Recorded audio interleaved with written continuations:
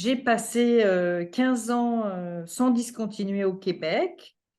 Maintenant, j'ai créé aussi une filiale à Annemasse et je me promène entre les deux pays. J'ai toujours une clientèle au Canada et je commence à avoir quelques clients en France.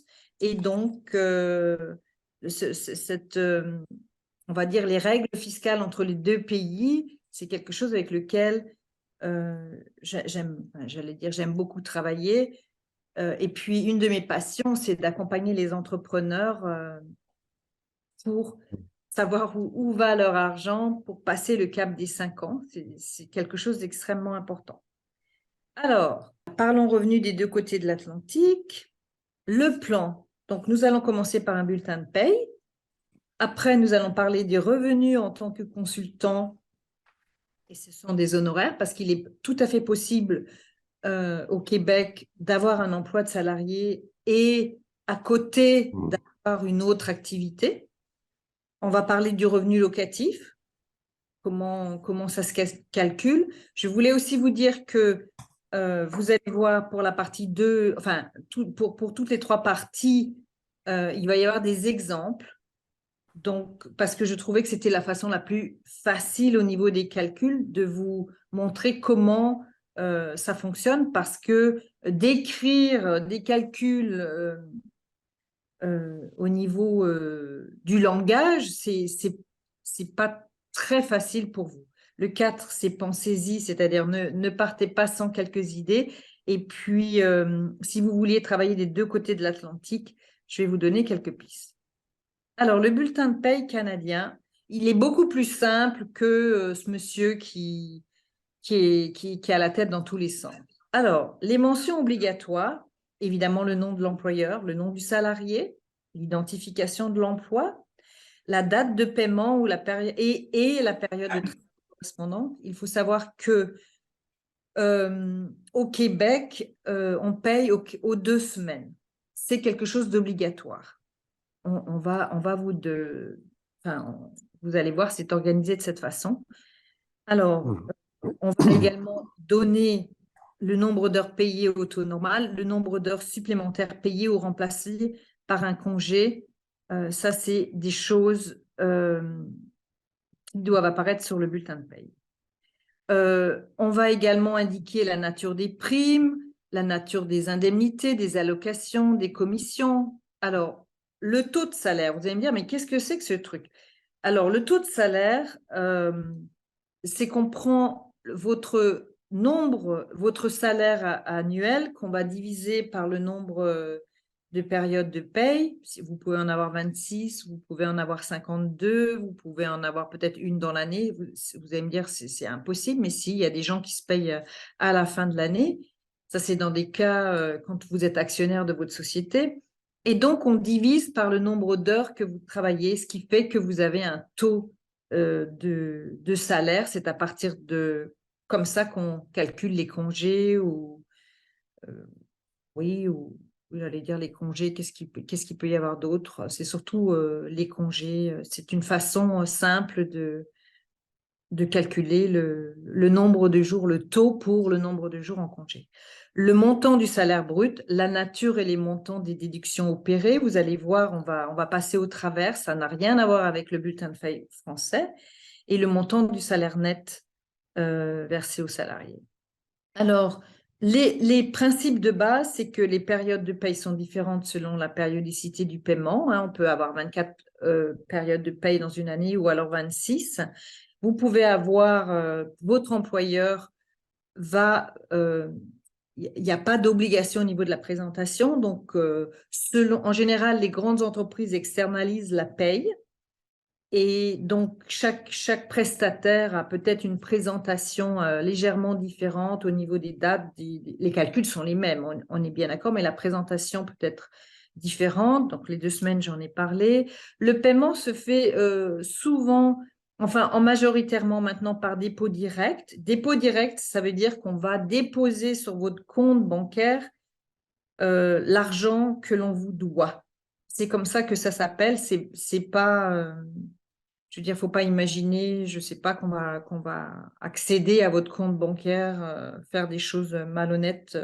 C'est pas ça du tout. Le chèque, je sais que dans des petites compagnies, il est possible qu'on vous paye encore par chèque. C'est en train quand même de diminuer.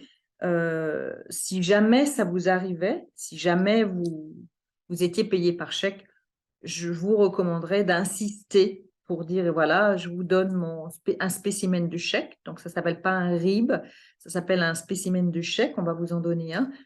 Et s'il vous plaît, versez-moi l'argent par virement bancaire à partir de mon spécimen de chèque. Dans les grandes entreprises, donc comme l'externalisation de la paye, on vous met à disposition votre bulletin de paye en libre service. C'est vous qui, avec un code, allez chercher votre fiche de paye, les documents de fin d'année qui s'appellent des T4 et des relevés 1. T4, c'est pour le fédéral et relevé 1, c'est pour le Québec. Évidemment, mention du taux des congés payés, des périodes de congés. Il peut y avoir une mention de l'assurance maladie. L'assurance maladie, c'est vos mutuelles et puis les autres avantages imposables. Alors, les déductions à la source. Alors, donc vous avez 2 niveaux de gouvernement. Donc, vous avez l'assurance emploi, c'est la partie fédérale, et les provinciales, c'est les rentes du Québec et puis l'assurance parentale. Donc, l'assurance emploi, quand vous voyez maximum, c'est-à-dire que, par exemple, si vous gagnez 130 000 $ par année, on ne vous fera cotiser que sur un maximum de 61 500. Chaque année, ce montant du maximum augmente et vous avez un taux de 1,27%. Ça, c'est vos déductions à la source pour les salariés. Hein. Donc, je ne l'ai pas mis le montant calculé, mais c'est 1,27% multiplié par 61 500 et le montant maximal de la déduction que l'on va vous retenir sur votre salaire. Ça veut dire aussi que lorsque vous allez être en assurance emploi, la procédure est assez compliquée. On va dire le remboursement ou la période où on couvre cette période-là va être assez courte. Hein. On n'est pas du tout dans les 2 ans de la France ou des choses comme ça. Hein. D'abord, il n'y a pas tout le monde qui a droit à l'assurance emploi et les durées sont assez courtes. Donc, ces durées sont assez courtes à cause de ces maximums. Je veux dire, nous sommes dans une société anglophone, même si on parle français, et donc ce sont des pragmatiques, et donc la valeur du travail est extrêmement importante. Donc, si on n'a plus d'argent, ben, on travaille. On prend un travail alimentaire, on prend ce qu'on veut, mais on travaille. Au niveau des provinces, c'est le même principe. Donc, vous avez le régime des rentes du Québec, vous avez un maximum et vous avez un taux de 6,40% sur votre salaire que vous touchez. Hein. Et, vous ne cotisez plus à partir du moment où vous dépassez les 66 600 annuellement. L'assurance parentale, le maximum est un peu plus élevé, le taux est aussi plus bas. L'assurance parentale permet de financer les absences des femmes quand elles ont un enfant, et les papas aussi ont le droit de s'absenter. Au Québec, c'est parfois la femme qui prend, c'est l'homme qui prend, parfois c'est tout l'homme qui prend ses congés à la place de la maman. Enfin bref, ça je l'aime libre à tout le monde. Les impôts personnels, alors ça c'est quelque chose, c'est une retenue à la source, c'est calculé d'une façon générale, d'une façon plus importante que votre situation que vous allez avoir au moment où vous allez déclarer vos revenus, et ça se fait toujours en mars et avril de l'année suivante. Et parce que en majorité, je dis bien en majorité, parce que quand les immigrants arrivent, parfois ils payent de l'impôt, même s'ils n'ont pas gagné énormément d'argent, ce qui énerve un peu tout le monde, mais j'en parle lors de ma conférence sur les taxes. Mais le fait qu'on vous retienne tout au long de votre paye, de vos payes, à un taux plus élevé que celui que vous avez, parce qu'on ne tient pas compte si vous avez des enfants, si vous avez des frais médicaux, si vous avez des choses qui peuvent être déduites de votre salaire net, on va vous rembourser le trop perçu au niveau de l'impôt. Les charges de l'employeur. Donc là, l'assurance emploi, c'est 1,778. Le régime des rendus Québec, c'est 6,40%, c'est le même taux que les salariés. C'est 0,692 pour l'assurance parentale. Le fonds des services de santé, on vous en retient un petit peu, puis la commission des normes de l'équité, de la santé et de la sécurité du travail.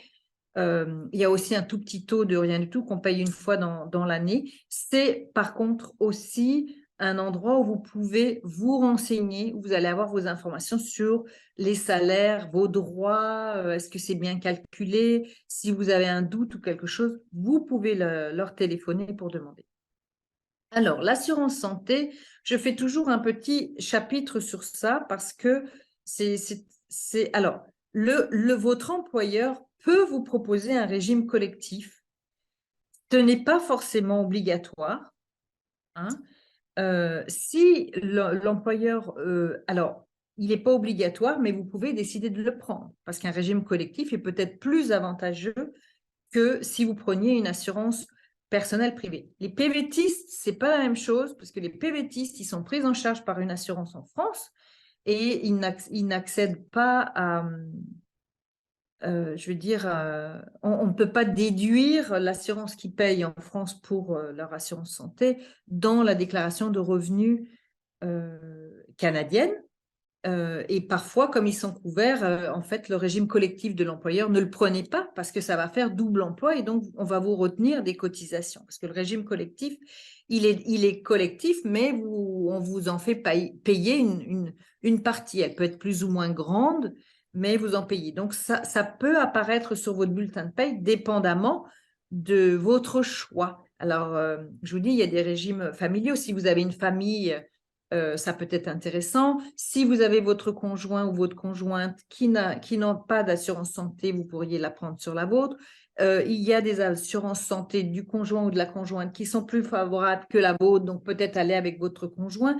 C'est-à-dire qu'il y a une petite étude à faire lorsqu'on vous demande est-ce que vous voulez prendre l'assurance collective de votre employeur.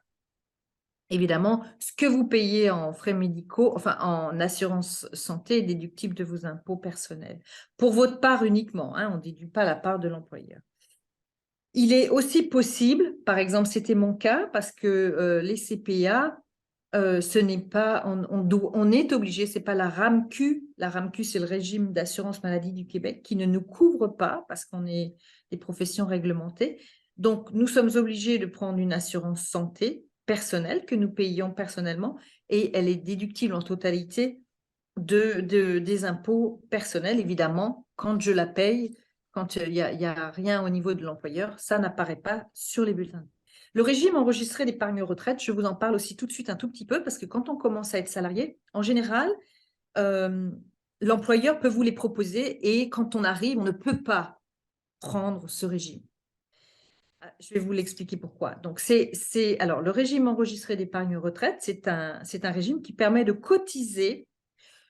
Vous cotisez pendant que vous êtes salarié, vous mettez de l'argent de côté. C'est le fédéral qui calcule le montant auquel comment je vais dire, le montant maximum auquel vous pouvez cotiser parce que ce sont des montants qui sont défiscalisés. C'est-à-dire que l'État, le gouvernement fédéral, va vous rembourser l'argent que vous mettez de côté pour votre retraite.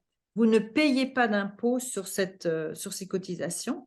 Et si ces cotisations que vous avez payées sont plus importantes que l'impôt que vous devez payer, on vous remboursera, ce qui vous permettra de les placer. Donc,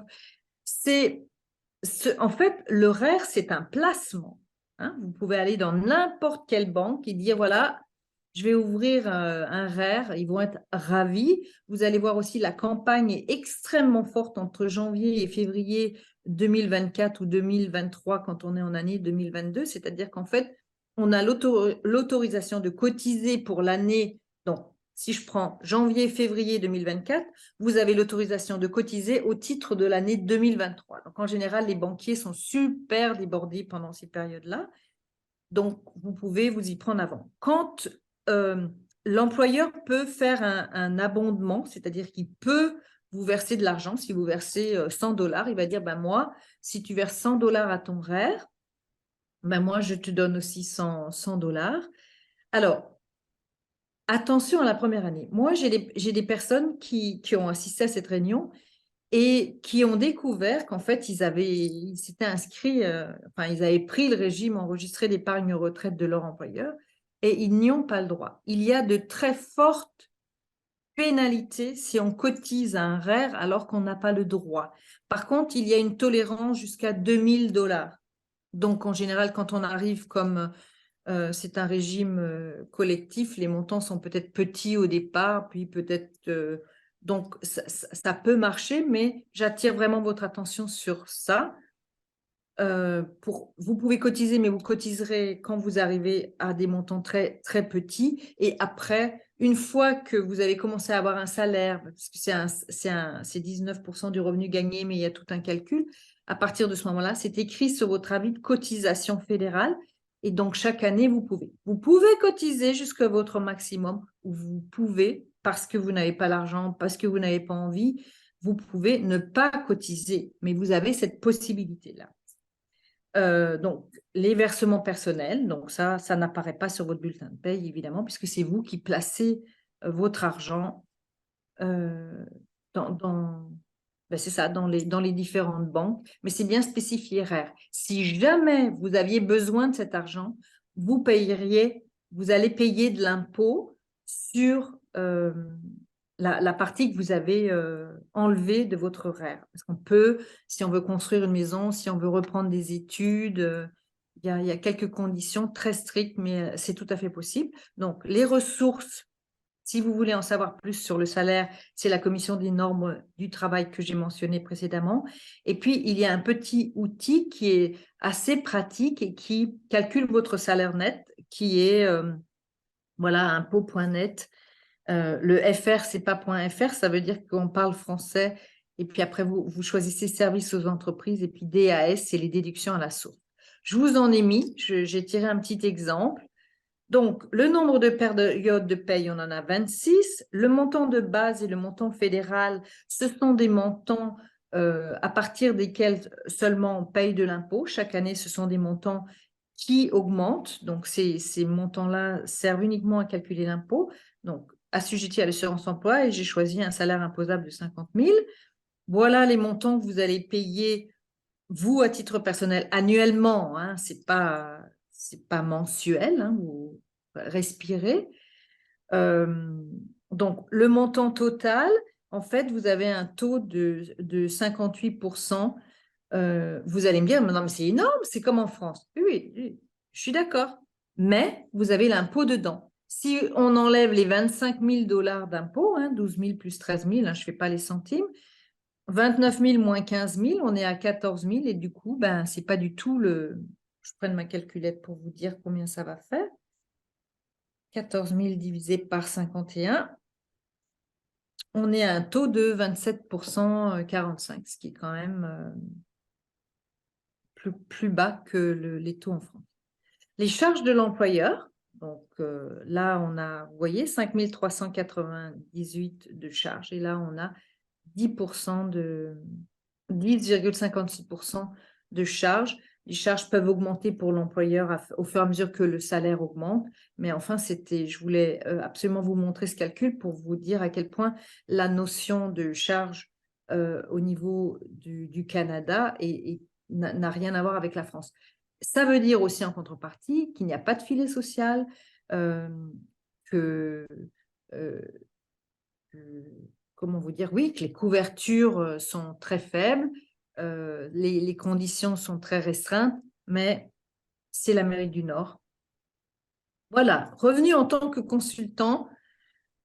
Si vous vouliez aussi créer votre entreprise, vous pourriez à côté de votre travail décider par exemple de fabriquer des bijoux et de les vendre.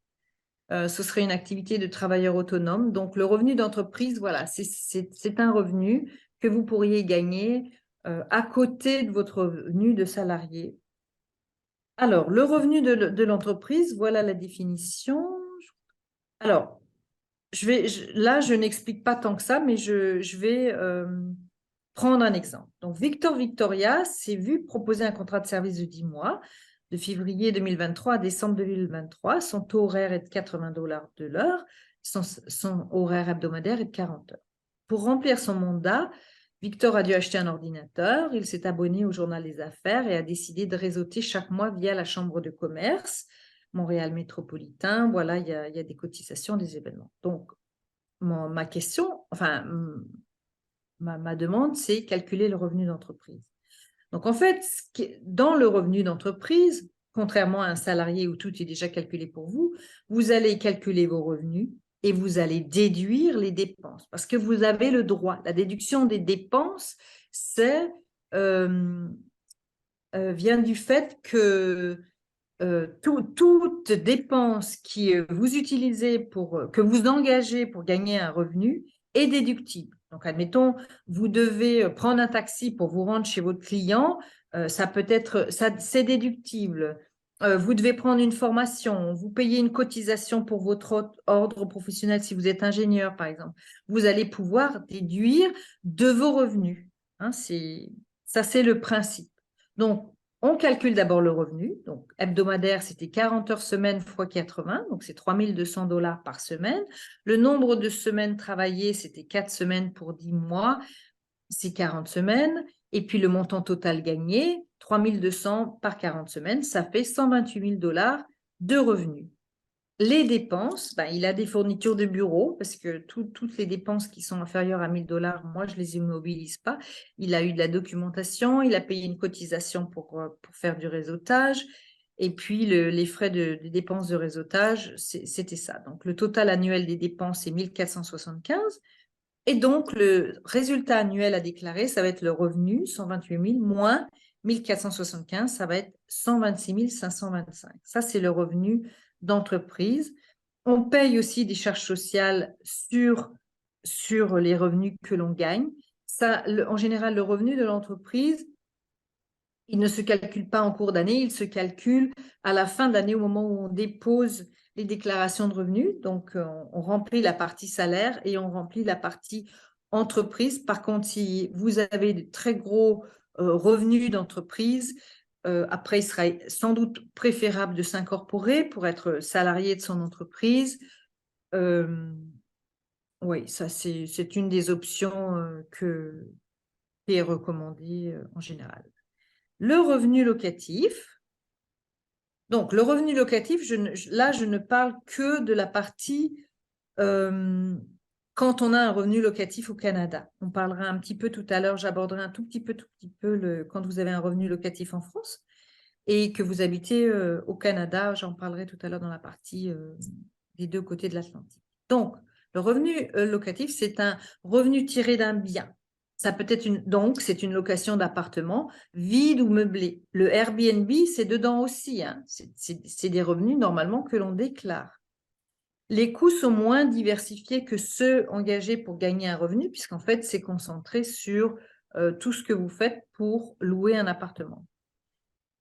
Vous avez le choix entre une comptabilité d'exercice. La comptabilité d'exercice, ça veut dire que vous pouvez déduire vos dépenses quand vous les engagez. C'est-à-dire que, par exemple, le 15 décembre, vous avez signé un contrat d'entretien pour balayer l'immeuble du 1er décembre au 31 décembre, eh bien, on le prendra dans l'année 2023. La comptabilité de caisse, c'est uniquement les décaissements, ce que vous avez dépensé et encaissé. Donc, le contrat que vous avez signé le 15 décembre pour le nettoyage, si vous le payez le 15 janvier 2024, eh bien, il n'entrera pas dans la déclaration de 2023. C'est un revenu annuel du 1er janvier au 31 décembre. C'est pareil que le revenu d'entreprise et les salariés. C'est une imposition à l'impôt sur le revenu de la personne physique. Il y a des règles particulières pour l'amortissement. Je ne suis pas rentrée dans les détails techniques. Et puis, il y a des règles de coûts accessoires pour la rénovation. Là non plus, je ne rentre pas, mais parce que la règle, quand je dis particulière, c'est-à-dire qu'on ne calcule pas l'amortissement de la même façon que le revenu d'entreprise. Le revenu d'entreprise, vous pourriez acheter, par exemple, un immeuble et puis un bureau, enfin, acheter un immeuble pour avoir votre bureau et on ne l'amortirait pas de la même façon que le revenu locatif puisque c'est un bien qui appartient à l'entreprise et ce n'est pas un bien qui appartient à un particulier. Donc, les règles sont un peu différentes, mais je ne veux pas rentrer dans la technique. Alors, Victor Victoria a acheté un triplex le 1er juillet 2021. Il a décidé d'habiter au rez-de-chaussée et de louer les 2 appartements du dessus. Prix d'achat 500 000 $. Alors, 2 choses. Je pense que le prix a augmenté par rapport à 2021.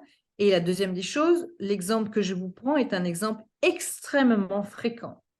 Les gens, ils achètent des triplex, des quadruplex, des sextuple. Enfin, j'arrête là. Mais, et ils habitent dedans, ils louent, ils rénovent. Donc, c'est extrêmement fréquent d'avoir ça. Donc, avant de louer, Victor a dû repeindre les appartements, 35 000 $, installer une douche, 5 000 $ et réparer une fuite du toit. Les loyers mensuels s'élèvent à 800 $ par mois pour l'un, 900 $ pour l'autre. Victor a décidé de prendre un contrat de maintenance pour 300 $ par mois et de recruter une comptable pour tenir sa comptabilité. Ben oui, c'est à peu près normal. Donc, on va calculer le revenu locatif. Donc, l'investissement, on a 500 000, on a installé une douche. On ne prend que la partie professionnelle. C'était le petit truc. Parce qu'en fait, comme il habite la partie, il y a une partie, un tiers qui est la partie personnelle qui l'occupe, ça ne peut pas être un revenu locatif puisque c'est l'endroit où l'habitation principale. Les frais accessoires, on fait la même chose pour la peinture et la réparation. Donc, les revenus, on va calculer les revenus. Sur 6 mois, on a 1 700 $ par mois. Bon, je l'ai mis, la règle du montant maximum des frais accessoires. C'est la différence. Quelqu'un qui arrive. C'est la différence entre les 33 300 et les 10 200. Elle est capitalisée. 33 300, je ne me rappelle plus ce que c'était. Je pense que c'était les travaux de rénovation. Et donc, ce qui fait que le total de l'investissement, c'est 336 667 plus 23 100, ça nous donne 359 767. Les chiffres ne sont pas très, très importants. Je voulais simplement vous montrer qu'il y a des différences, il y a des calculs un peu précis et qu'il faut faire un petit peu attention quand vous travaillez avec des personnes, quel que soit le métier. Vous pouvez avoir des gens ultra professionnels et des gens non professionnels. Donc, il faut bien savoir s'entourer. Donc, ça, on a calculé le montant de l'investissement. Les dépenses en 6 mois, c'était la maintenance, les honoraires de comptable, les frais accessoires, ça fait 14 400. Le montant de l'amortissement sur 20 ans, c'est un taux de 5%. Et le résultat annuel, c'est le revenu, c'est 10 500, les dépenses, c'est 14 400, la perte, c'est 4 200. Elle est reportable sur les prochains bénéfices. Vous pouvez avoir aussi plusieurs immeubles. Il y a des règles de déduction qui concernent les différents immeubles parce qu'on n'autoriserait pas de déduire 100% pour chacun des immeubles. Donc, ce que j'aimerais que vous reteniez, c'est que pour le revenu locatif, quand vous avez un revenu locatif au Canada, ce qui est tout à fait possible, vous pouvez décider d'arriver ici, même PVTiste, et de vouloir investir et de louer. Donc, retenez qu'il y a des règles particulières et qu'il faut être bien entouré pour calculer le revenu à déclarer. Alors, retenir, si vous êtes salarié, il y a un bulletin de paye obligatoire. Il y a une retenue de vos impôts qui est faite et qui est faite d'un montant plus important en général que votre situation personnelle. La déclaration est à déposer au 30 avril pour le remboursement d'impôts en général. Si vous êtes un consultant ou si vous investissez dans un bien immobilier, nous allons déduire des dépenses pour gagner un revenu. Le calcul des dépenses, vous l'avez vu, n'est pas le même entre le revenu d'entreprise et le revenu et le bien locatif. Et c'est aussi une déclaration à déposer au 30 avril pour les impôts. Alors, si vous vouliez travailler des deux côtés de l'Atlantique, alors j'ai présenté ça comme ça, cas par cas. Donc, la première contrainte, ce sont les lois de l'immigration. Comment vous arrivez? Il faut que vous arriviez avec un statut. Donc, il y a un permis de travail ouvert et fermé. Bon, Danielle, si elle était avec nous, elle pourrait intervenir, mais pour ceux qui sont arrivés en cours de webinaire, Danielle a une migraine épouvantable et donc nous écoute, mais ne peut pas intervenir. Donc, ça, le statut au Canada, on n'arrive pas les mains dans les poches en disant ben, j'arrive en touriste et puis je vais chercher du travail et puis youpla. Non, c'est pas du tout comme ça que ça se passe et il faut faire très, très attention.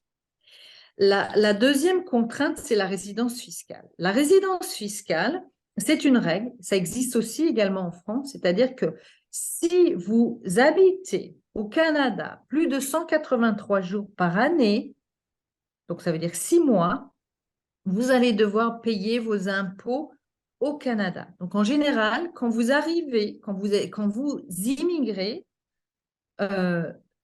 donc admettons que vous arriviez au mois de juin 2023, vous allez avoir sur le sol canadien plus de 6 mois. Et donc, à ma conférence sur les taxes, je vous recommanderais de commencer à faire les formalités pour déclarer vos impôts au Canada pour des raisons simplement administratives. Ça ne veut pas dire que vous allez payer de l'impôt, ça veut simplement dire qu'on s'immatricule. Mais à cause de cette règle-là, si vous arrivez au Canada à partir de septembre, octobre, même novembre, que vous avez un travail, un tout petit salaire, qu'on vous a retenu quelque chose, en général peut-être novembre, peut-être pas, normalement, vous n'allez pas payer, vous êtes non résident fiscal au Canada, vous n'allez pas payer d'impôts au Canada. Mais il est possible qu'il y ait des personnes qui arrivent au mois de septembre, qui ont tout de suite un travail, et on leur retient de l'impôt, et que donc, même s'ils ne payent pas leurs impôts au Canada, il faut faire les démarches pour obtenir le remboursement de l'impôt qu'on vous a retenu. Parce que c'est le seul moyen, la déclaration de revenus personnels est le seul moyen par lequel les impôts vous remboursent. Il n'y a aucune autre solution que de passer par les déclarations de revenus. Donc, la notion de résidence fiscale vous permet de savoir à quel endroit vous payez de l'impôt. Donc, il y a des critères aussi. Si votre situation familiale est un peu plus compliquée, vous avez votre famille qui habite, par exemple, en France et vous travaillez au Canada, il peut y avoir il y a à peu près une vingtaine de critères pour savoir exactement à quel endroit vous devez payer de l'impôt. Pourquoi c'est un petit peu compliqué comme ça en apparence? C'est parce que les États, ils veulent votre argent. Ils veulent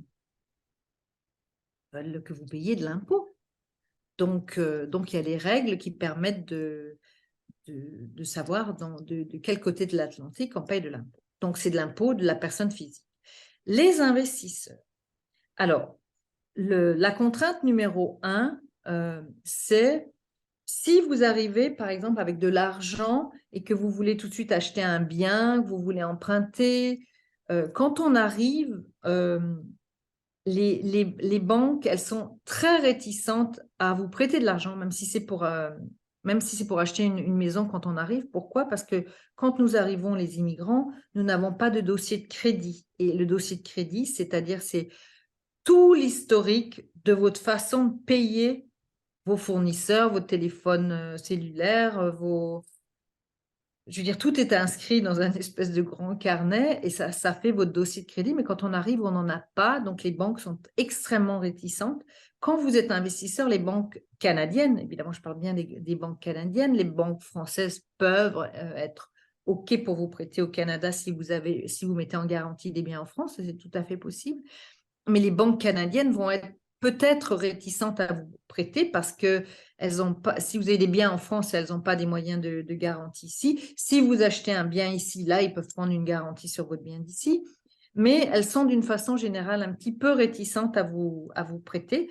Par contre, j'ai appris il y a très peu de temps qu'il existe aussi des programmes qui permettent à des gens qui ont beaucoup d'argent d'obtenir la résidence permanente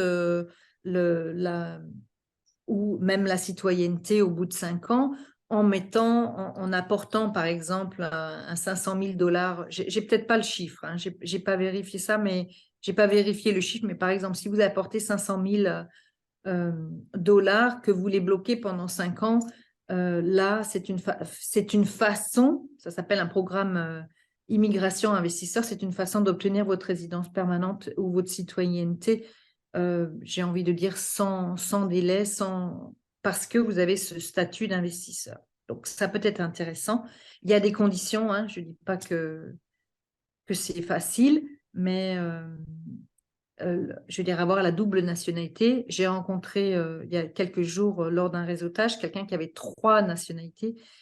Donc, parfois, ça dépend de vous et de votre volonté. Moi, j'ai 2 nationalités, canadienne et française. Donc, si c'est quelque chose que vous voulez obtenir, peut-être, et si vous avez de l'argent et que vous voulez l'investir, ben, c'est peut-être un moyen d'arriver de cette façon. Quand vous êtes consultant ou exploitant individuel, c'est exactement la même chose que le salarié. Pourquoi? Ben parce que, je veux dire, le revenu que vous gagnez est peut-être un revenu d'entreprise, mais quand on est exploitant individuel, on n'a pas, on est personne physique. Je veux dire, quand on est consultant pour vous, on peut pas, il n'y a pas une société qui fait écran entre vous, l'exploitant individuel. Donc, vous êtes la même personne et vous payez de l'impôt sur le revenu à titre personnel. Si vous étiez incorporé dans une société, on n'est pas du tout dans la même, c'est pas du tout les mêmes règles. Ah ben, j'en ai parlé tout de suite en bas. On peut créer une filiale. Donc, la filiale, admettons, moi, j'ai ma société canadienne. Je veux créer une filiale en France. D'ailleurs, je vais le faire pour pouvoir, pour être inscrite à l'ordre des experts comptables. Il faut une société française. Donc, je vais créer une filiale française de ma société canadienne. La succursale française, elle est dépendante de ma société canadienne. Elle n'a pas d'existence juridique et donc elle n'est pas juridiquement différente de ma société canadienne. Par contre, je peux, grâce à cette succursale, facturer des clients en France et j'ai un compte bancaire en France, j'ai mon numéro SIRET, enfin j'ai tout ce qu'il faut pour pouvoir comment dire, facturer à des clients, enfin, à des clients canadiens, à des adresses en France. Ça j'ai cette possibilité-là. La filiale, elle, c'est une entreprise absolument à part. Et donc, quand on est incorporé, on paye de l'impôt sur le revenu dans les sociétés. Donc, selon, par exemple, moi, je suis une non-résidente fiscale canadienne maintenant, et ma société est devenue une société non-résidente fiscale canadienne. Ça veut dire elle payera ses impôts aussi au Canada, mais je dois aussi déclarer mes revenus en France. Et puis, je me disais, est-ce que j'ai tout dit au niveau des sociétés?